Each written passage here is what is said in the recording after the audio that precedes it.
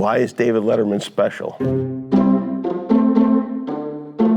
Once we rode down in an elevator silently together, that was special.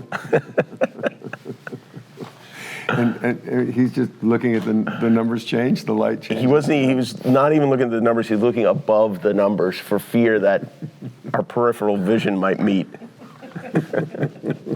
His warmth, I guess, is what I'm getting at. What would surprise you? For me, I think the quintessential David Letterman bit was the giant doorknob. It was a giant doorknob, and they brought it out, and he said nothing more than, "It's just plain big."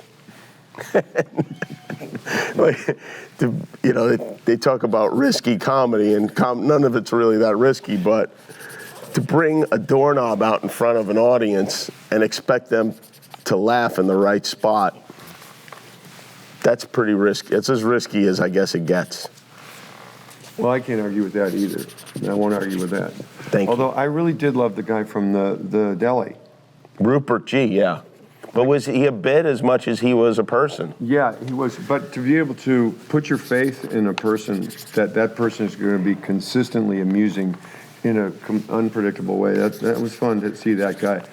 That was a brilliant bit in another way as well, because Dave at one point was just telling Rupert what to say to people, and he'd have him say crazy things. Right. It was a way for Dave to do man on the street bits without having to do a man on the street bit. He would have to tape anything. It wasn't uncomfortable for him.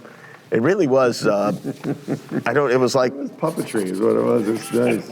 It was almost like he was playing a video game, and the character was Rupert.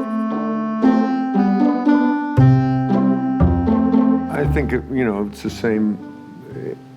You kind of get a kick out of making him laugh. He's got a car. He's got some prepared sort of things to ask. But if you can get off without any of those questions being asked, that's a success. Then you've won. Then you've really won. Yeah. Then you've really battled, and he's really happy about that, because even though he likes to be prepared and everything, to really fly off of it and never get to it is just. It's so great, because it means there's a reason to come to work, that it's possible that something accidental and odd can happen. And it's that was the fun part of it.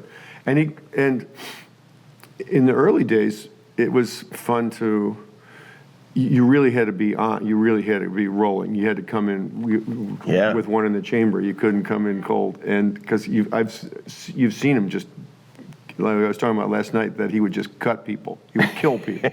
If they were bad or vain, which was a fatal flaw, he would just say, "Jimmy Kimmel, ladies and gentlemen, thanks for coming." And that was it. And they went to the commercial, and this person just got 1 minute and 15 seconds, and they're gone. He just kicks them. I felt a weird. It's fun. When I watch the show, I decide which celebrities I thought were good and which were bad based on Dave's reaction to them. And then when I was on the show the first time, I felt I had to apply that standard to me, and if he didn't like me, then I was forced to be in that group with Shirley MacLaine or whoever the hell was in that group. And so it was really, for me, a test. It could have potentially ruined my whole life. Yeah. There's only so much you can learn from Dave, because only Dave can do what Dave does. But I think one important thing is, when you have someone on the show who is funny, don't force your jokes in. Just let that person be funny. And if that person is doing well, let them do as well as they possibly can. I think if there is a secret to at least the guest part of hosting a talk show, that's it. It was very nice. I dreaded it, really, because it's you just can't take that much smoke being blown at you. It's kind of hard to take, and I know Dave is dying. Yeah. These last hours, he's just twisting in agony. He's probably on the floor of his room. At least you had your brothers and sisters busting your balls the whole weekend. I had my brothers and sisters chomping at me the whole weekend. But it was the whole thing. You get treated pretty well, and I was fortunate enough to have really nice people come and speak, and Jimmy came, and Dave came, a bunch of people came.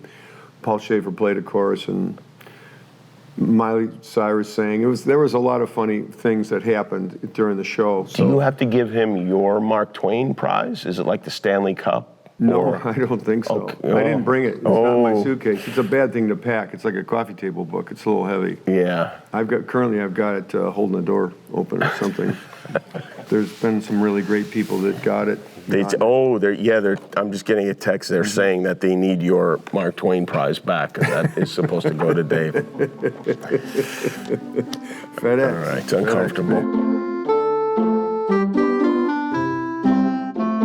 Dave seems to be medicated. I don't know if we can explain it in any other way. Seems like he's got the proper medication now. Yeah, it could be medication or it could be a pre-existing that's just exploded. But he's It's possible. He's got more time to himself.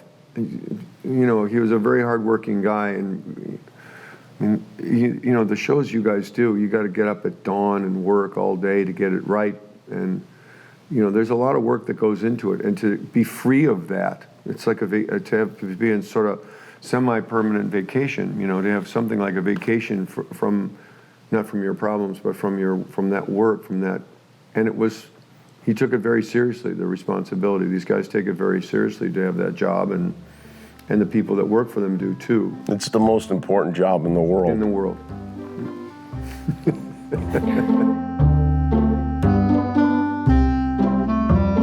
I think David Letterman is worthy of honor. If you like television, yes. I mean, what else are you gonna If you're do? going to be watching television anyway, there's really not going to be anything better to find.